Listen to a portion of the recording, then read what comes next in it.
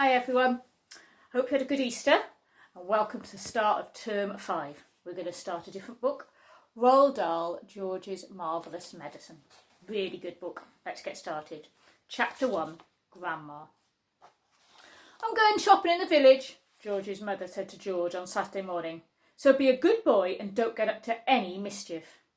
This was a silly thing to say to a small boy at any time. It immediately made him wonder what sort of mischief he might get up to. And don't forget to give Grandma her medicine at 11 o'clock, the mother said. Then out she went, closing the door behind her. Grandma, who was dozing in her chair by the window, opened one wicked eye and said, Now you heard what your mother said, George? Yes, Grandma. Don't forget my medicine. No, Grandma. And just try to behave yourself for once in a while. Yes, Grandma, George said. George was bored to tears. He didn't have a brother or a sister. His father was a farmer, and the farm they lived was miles away from anywhere, so there were never any children to play with. He was tired of staring at pigs and cows and sheep. He was especially tired of having to live in the same house as that grisly old grandma. Looking after her all by himself was hardly the most exciting way to spend a Saturday morning. You can make me a nice cup of tea to start with, George, said Grandma. That'll keep you out of mischief for a few minutes. Yes, Grandma, George said. George couldn't help disliking Grandma. She was a selfish, grumpy old woman. She had pale brown teeth and a small puckered-up mouth like a dog's bottom. How much sugar in your tea today, Grandma? George asked her. 1 spoon, she said, and no milk. Most grandmothers are lovely, kind, helpful old ladies, but not this one. She spent all day and every day sitting in a chair by the window, and she was always complaining, grousing, grouching, grumbling, griping about something or other.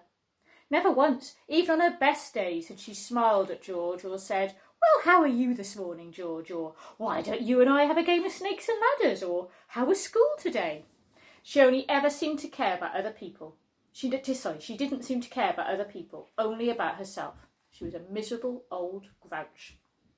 George went into the kitchen and made Grandma a cup of tea with a tea bag. He put 1 spoon of sugar in it and no milk. He stirred the spoon well and carried the cup into the living room. Grandma sipped the tea. It's not sweet enough, she said. Put more sugar in.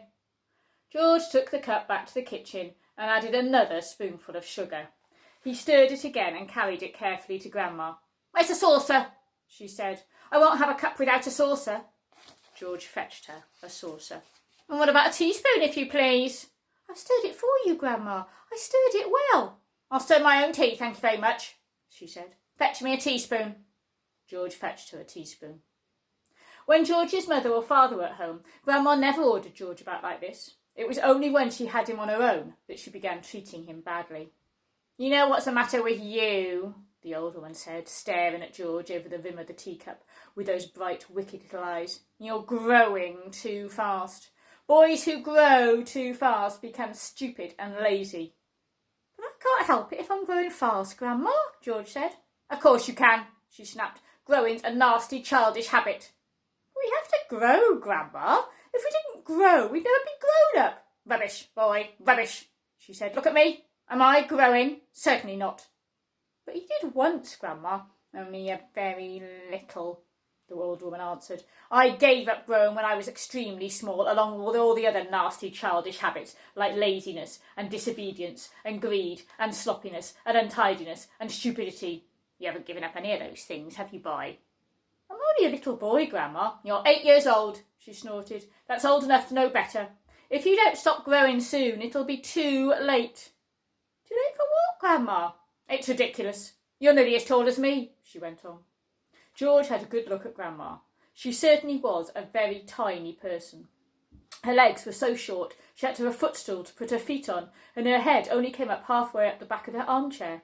Daddy says it's fine for men to be tall, George said. Don't listen to your daddy, Grandma said. Listen to me. But how do I stop myself growing? George asked. Eat less chocolate, Grandma said. Does chocolate make you grow? Makes you grow the wrong way, she snapped. Up instead of down.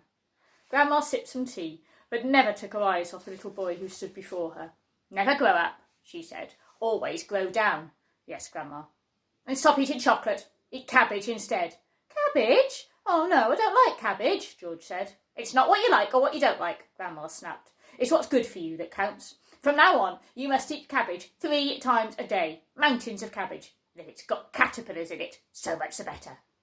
Oh, George said. Caterpillars give you brains, the old woman said. Mummy washes them down the sink, George said.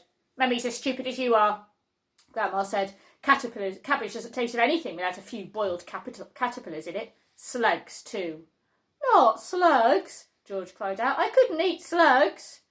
Whenever I see a live slug on a piece of lettuce, Grandma said, I gobble it up quick before it crawls away. Delicious. She squeezed her lips together tight so that her mouth became a tiny wrinkled hole.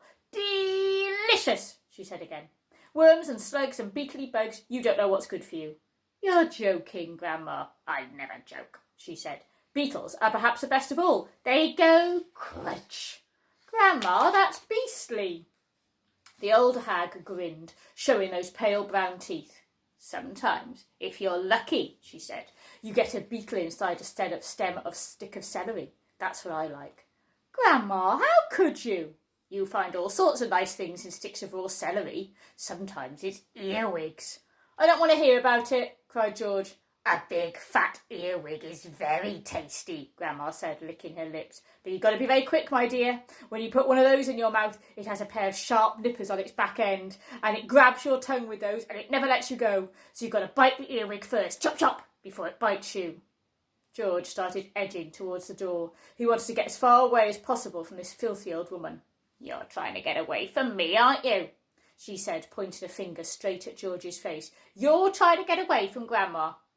Little George stood by the door, staring at the old hag in the chair. She stared back at him. Could it be, George wondered, that she was a witch? He'd always thought witches were only in fairy tales, but now she wasn't so sure. Come closer to me, little boy, she said, beckoning him with a horny finger. Come closer and I will tell you secrets. George didn't move. Grandma didn't move either. I know a great many secrets, she said suddenly. Come over here to Grandma and she'll whisper secrets to you. George took a step backwards, edging closer to the door. You mustn't be frightened of your old Grandma, she said, with an icy smile. George took another step backwards. Some of us, she said, and all at once she was leaning forward in her chair and whispering in a throaty sort of voice George had never heard before.